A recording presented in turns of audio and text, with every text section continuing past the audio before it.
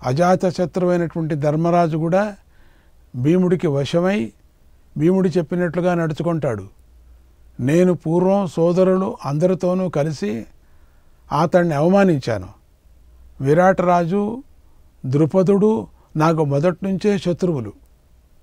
వారిద్దరూ కృష్ణుడు ఆజ్ఞ ప్రకారంగా పాండవులకు సేనాధిపతులుగా వ్యవహరిస్తున్నారు. మనకు పాండవులతో జరిగే యుద్ధం మహాభయంకరంగా జరుగుతుంది. అది గగుర్బాటును కలిగిస్తుంది.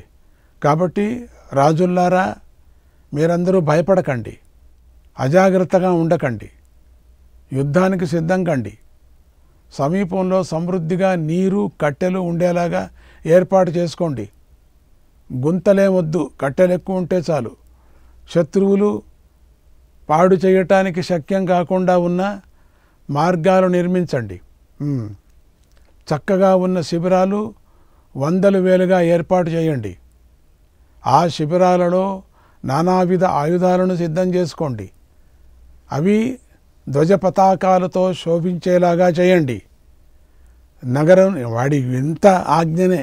ఇక్కడ ఎవరైనా పాండవులు ఎవరైనా ఆజ్ఞ ఇచ్చారా? వాళ్ళకు వాళ్ళు పనిచేశారు అందరూ. ఇంతవరకు వ్యాస భగవానుడు మనకు తెలిపినటువంటి ఈ గ్రంథంలో మనకు చెప్పినట్టుగా వీళ్ళు ఎవరైనా కూడా ఆజ్ఞాపించారా చెప్పండి. కృష్ణుడు కూడా ఆజ్ఞాపించలే, ధర్మరాయ ఆజ్ఞాపించలే. వాళ్ళకు వాళ్ళే అందరూ చేసేసుకున్నారు. ఒక్క సేనాధిపతిని వెన్నుకున్నారు తప్ప మిగతాదంతా అదంతకదే కదిలింది. మొత్తం నగరమే కదిలింది. ఎవరైనా ఒకరికొకరికి ఆజ్ఞ ఇచ్చారా అండి అక్కడ? అంతే, వాళ్ళకి వీళ్ళకి తేడా. ఇక్కడ ఆజ్ఞ ఇస్తున్నాడు. నగరం నుండి వాటి మార్గాలు సమతలంగాను శిబిరాల్లోకి ప్రవేశించడానికి వీలుగాను ఏర్పాటు చేయండి. నా రథం సరిగా వెళ్ళాలి అటు ఇటు. ఈరోజే యుద్ధ పేరుని మ్రోగించండి. వాళ్ళు అప్పుడే మ్రోగించారు, వీళ్ళు ఇప్పుడు లేటుగా ముగిస్తున్నారు. రేపు ఉదయమే యుద్ధానికి ప్రయాణం చేయండి. అందరినీ సిద్ధం చేయండి. అశ్రద్ధ, ఆలస్యం మాత్రం చేయకండి అని ఘోషించాడు. ఈ ఘోషణను విన్న కర్ణుడు మొదలైన వీరులు చాలా మంచిది, మదించిన వాళ్ళు చాలా మంచిది, అలాగే జరుగుగాక అని అందరూ ప్రతిజ్ఞ కూడా చేశారు. ఇంతలో తెల్లవారింది. రాజుల వసతులకై శిబిరాల నిర్మాణాలను ప్రారంభించారు. చేసుకోవాలి కదా, అందరూ ఉండాలి కదా, అందరూ ఒక్క చోట చేరుకోవాలి కదా. అక్కడికి వచ్చిన రాజులు రాజశాసనాన్ని విని ఆవేశంతో ఊగిపోయారు. ఇక్కడ ఎవరైనా రాజశాసనం చేశారండి? ధర్మరాజు చేయొచ్చు కదా, చేయలే. చక్కగా బయలుదేరండి అన్నారు ఒక్కపారి, అంతే. శంఖం పూరించాడు మహానుభావుడు కృష్ణుడు, అంతే. అదే వాళ్ళకి వాళ్లే బయలుదేరారు, వాళ్ళకి వాళ్లే డేరాలు వేసుకున్నారు, వాళ్ళకి వాళ్లే చక్కగా మృదేశాన్ని చూపించుకున్నారు. చూసారా? ఇక్కడ ఆజ్ఞ, రాజాజ్ఞ. వీడేం రాజా నాకు అర్థం కాలే. రాజే కాదని అందరూ చెప్పేటప్పుడు, రాజే రాజు కాలేదని చెప్పేటప్పుడు ఈడెంత రాజా నాకు అర్థం కాలే. వీడేమిటి ఆజ్ఞ వేయటం? చక్కగా అలంకారాలు చేసుకున్నారు, భుజాలంతో తురుచుకుంటూ తమ తమ ఆసనాల నుండి పైకి లేచి నిలబడ్డారు. అంతా కూడా లక్షణంగా. ఆ వీరులు తమ శిరస్సులపై తలపాగాలు పెట్టుకున్నారు. శరీరంపై దోవతలను, ఉత్తరీయులను, ఆభరణాలను కూడా ధరించారు. దోవతలు వేసుకున్నారు. రతికులు తమ తమ రథాలను, గుర్రాలను నడిపేవారు, గుర్రాలను, ఏనుగులను రక్షించేవారు, ఏనుగులను సిద్ధం చేశారు. వీరులైన వారు విచిత్రాలైన ఎన్నో బంగారు కవచాలను వేసుకున్నారు. కొంతమంది శస్త్రాలను సిద్ధం చేశారు. పదాతిదళ యోధులు తమ శరీరానికి బంగారు కవచాలను ధరించారు.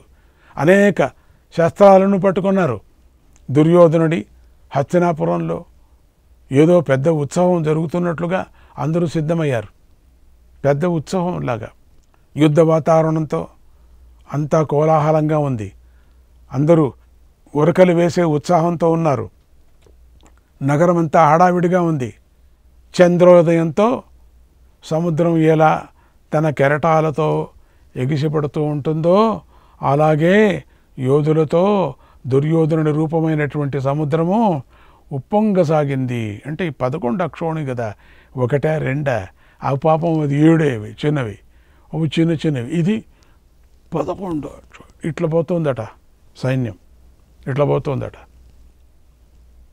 అంతటా సంచరించే జనసమూహం నీటి సుడులులాగా ఉంది. రథాలు, ఏనుగులు, గుర్రాలు ఆ నీటిలో సంచరించే చేపలలాగా కనిపించాయి. ఒక నీళ్లలో పోయినట్టు పోతుందటే.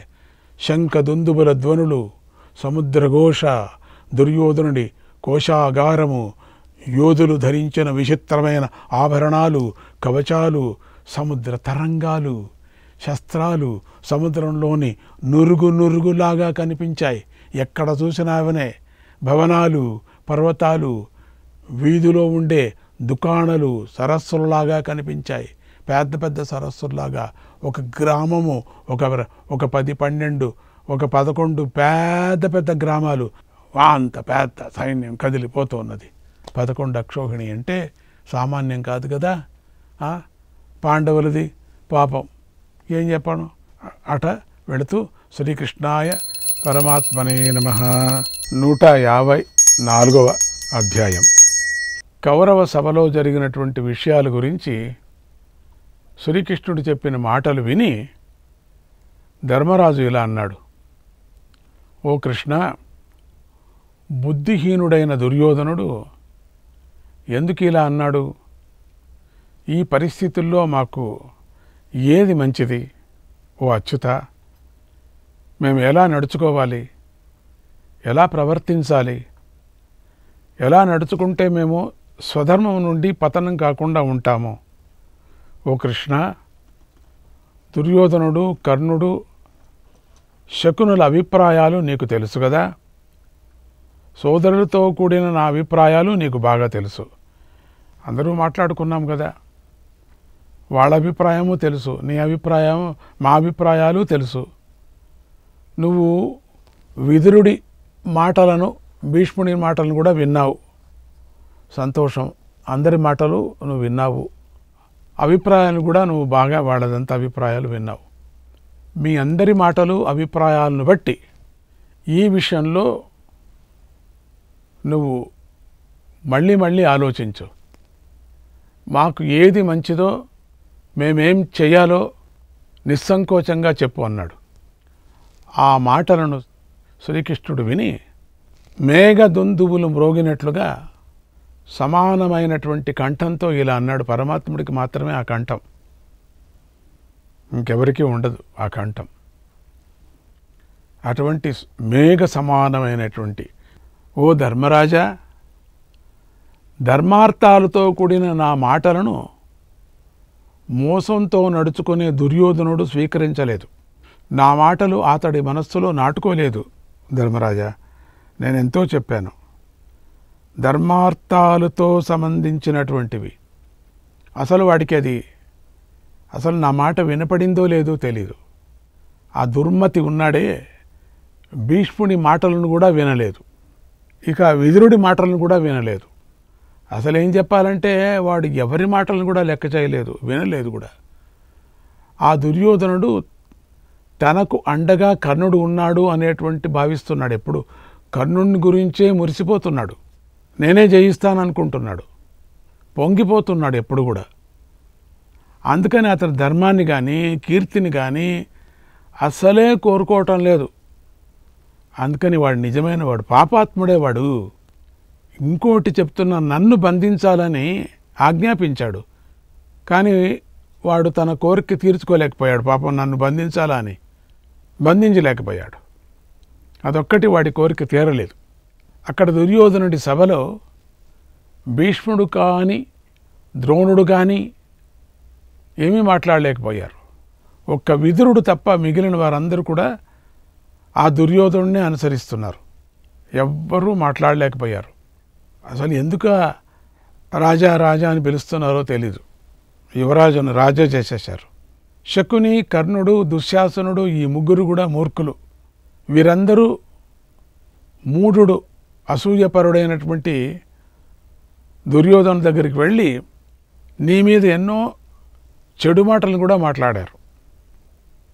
ఆ మాటలను ఇప్పుడు చెప్పటం వల్ల ఏ లాభం ఉండదులే. నిన్ను గురించి నేను ఏమిటేంటో మాట్లాడారు, అది ఎంత ప్రయోజనం లేదు.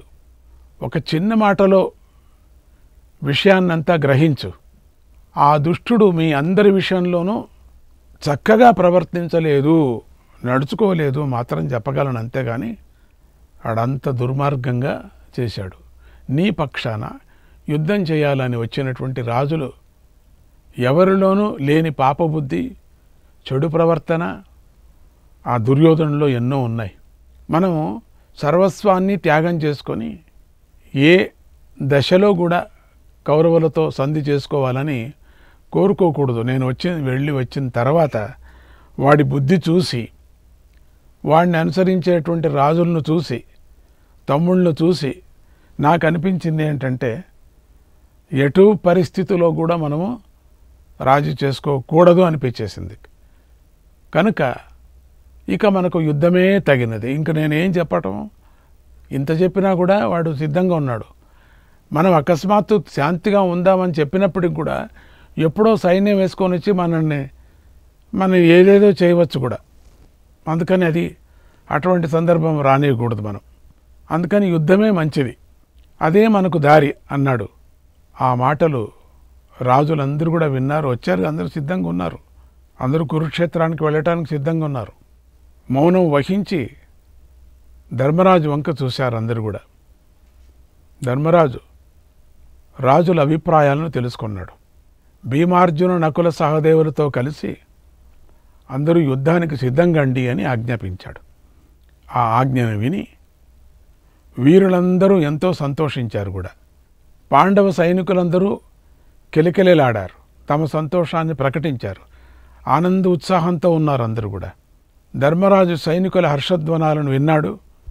యుద్ధం ప్రారంభిస్తే చంపకూడని వారిని కూడా చంపవలసి వస్తుందేమో అనే బాధతో నిట్టూర్చాడు పాపం.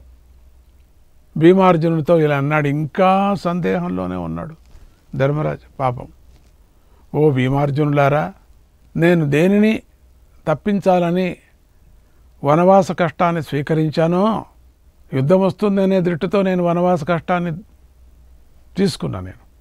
ఎందుకంటే యుద్ధం వస్తే అటువంటి సందర్భంలో భీముడు లేచి ఒక్కపారి గద తిప్పితే ఏమవుతాయో, అర్జునుడు కోపం వస్తే ఏమవుతుందో, ద్రౌపదికి మానభంగం జరిగేటప్పుడు నేను ఎందుకు ఊరికే ఉన్నానంటే, నిజంగా చాలామంది ఇక్కడ ఉండే రాజులంతా చచ్చిపోతారు, పెద్ద పెద్ద వాళ్ళందరూ పోతారు.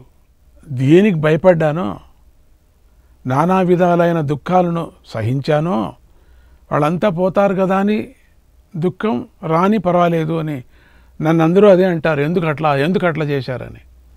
అన్యాయంగా పెద్ద పెద్ద వాళ్ళంతా పోతారు. అక్కడ వాళ్ళు చిన్నవాళ్ళు, పెద్దవాళ్ళు, మహారాజా వాళ్ళ కళ్ళు కనపడవు, భీష్మ పితామహుడు ఇట్లంతా లెక్కలేదు అర్జునుడికి కానీ భీముడికి కానీ. అన్యాయంగా అయిపోతుంది కదా అనే దృష్టితో ధర్మాన్ని పాలిస్తూ ఎంత 13 ఏళ్ళు నేను అనుభవించాను. కానీ అది రానే వచ్చింది. ఏమి నేను చేయకూడదు అనుకున్నానో అది వచ్చేసింది. నా ప్రయత్నం వల్ల అది ఆగటం లేదు. యుద్ధం కావాల్సిందే, సావాల్సిందే. మన భయంకరమైనటువంటి యుద్ధాన్ని ఆపాలని నేను ఎన్నో ప్రయత్నాలు చేశాం, కానీ యుద్ధాన్ని నివారించలేకపోయాం. పరమాత్ముడు కూడా రాయబారికి పంపించాం. ఏమాత్రం ప్రయత్నం చేయకపోయినా కలహం తనంత తానుగా మన మీద వచ్చి పడింది. అయితే మనం సంపదగని వారితో ఎలా పోరాడాలి? ఇక్కడ గురువులను, పెద్దలను చంపితే మనకు జయం లభించినట్లు అవుతుందా అన్నాడు ధర్మరాజు. వాళ్ళంతా పెద్దవాళ్ళంతా చంపేస్తామనుకో మనకు జయం వస్తుందా? పెద్దవాళ్ళని చంపి జయం ఏమిటి మనకు? ఆ మాటలు విని అర్జునుడు శ్రీకృష్ణుడు చెప్పిన మాటల్ని ఇలా చెప్పాడు. ఓ ధర్మరాజా, నీ ప్రశ్నకు సమాధానంగా శ్రీకృష్ణుడు కుంతీమాతతోనూ విదురుడితోనూ పలికినటువంటి మాటలు నువ్వు పూర్తిగా విన్నావు. నా నిర్ణయ ప్రకారంగా వారిద్దరూ ఎప్పటికీ అధర్మంగా పలకరు, ఎప్పటికీ కూడా. కాబట్టి మనం యుద్ధం నుండి తప్పుకోవటం మంచిది కాదు. ఇది ధర్మయుద్ధమే కానీ అధర్మయుద్ధం కాదు కదా అన్నాడు అర్జునుడు. ధర్మయుద్ధం కదా, కౌరవ పాండవుల యుద్ధం అంటే ధర్మయుద్ధమే అని పిలిపించుకుంది, అది సందేహం లేదు. అందుకని ఇది ధర్మయుద్ధం కదా మహారాజా. ఆ మాటలు విని శ్రీకృష్ణుడు ధర్మరాజు వంక ఆశ్చర్యంగా చూసి ఇలా అన్నాడు. అవును, ఇది నిజం. ఇది ధర్మయుద్ధం. అర్జునుడు చక్కగా చెప్పాడు అన్నాడు. తర్వాత పాండవులు సైనికులు అందరూ కలిసి యుద్ధం చేయాలని నిశ్చయించుకున్నారు. ఆ రాత్రి అక్కడ సుఖంగా నివసించారు. శ్రీకృష్ణాయ పరమాత్మనే నమః.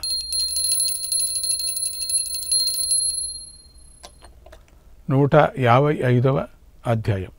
యుద్ధంలో ఏ వస్తువులు ఉపయోగించారు, ఎవరెవరు ఏ ఆయుధాలు పట్టుకున్నారు, సైనికులు ఎలా ప్రవర్తించారు, ఎలా నిలబడ్డారు, వారిని నడిపే నాయకులు ఎలా నిలబడ్డారు, వారు ఏ ఆయుధాలు పట్టుకున్నారు అనే విషయాలు తెలుసుకోవటం వల్ల ధర్మయుద్ధం ఎలా జరిగిందో మనకు తెలుస్తుంది. అందులోని రహస్యాలు తెలుస్తాయి. యుద్ధ విషయంలో గల అటువంటి అనుమానాలు కూడా మనకు తొలగిపోతాయి. చాలా అనుమానాలు ఉన్నాయి. కనుకనే వ్యాస మహర్షి ఈ వర్ణన ద్వారా జరిగినట్లుగా మన కళ్ళకు కూడా చూపిస్తున్నాడు. అందరూ శ్రద్ధతో దర్శించండి. ఇది వినండి అని కాదు, దర్శించండి. కళ్ళు మూసుకొని చూడండి. ఇక్కడ కురుక్షేత్రాన్ని అనుకుంటూ ఆ యుద్ధంలో ఎవరెవరు ఎట్లెట్లా ఉన్నారు అనేది ఇప్పుడు జరుగుతుంది. అక్కడికి రాత్రి గడిచింది, తెల్లవారింది. దుర్యోధనుడు తన 11 అక్షౌహిణుల సైన్యాన్ని విభాగం చేశాడు. తన సైన్యంలోని పాద, హస్తి, రథ, అశ్వదళాలతో ఉత్తమ, మధ్యమ, అధమ శ్రేణులుగా గుర్తించాడు. వాటిని తగిన స్థానాల్లో నియమించాడు. ఆ యుద్ధ నేర్పరి చాలా ఉంది, అతనికి చాలా ఉంది. దుర్యోధనాదులు కొంత, అందరికి కూడా అంతనే. పదాతి దళాలు, ఏనుగులు, రథాలు, గుర్రాలు అనే వాటిలో ముందు వైపు, మధ్యలోనూ, వెనుక ఉండవలసిన వాటిని సేనలు అన్నిటిలోనూ నియమించాడు. ఎక్కడెక్కడ ఏదేది పెట్టాలా.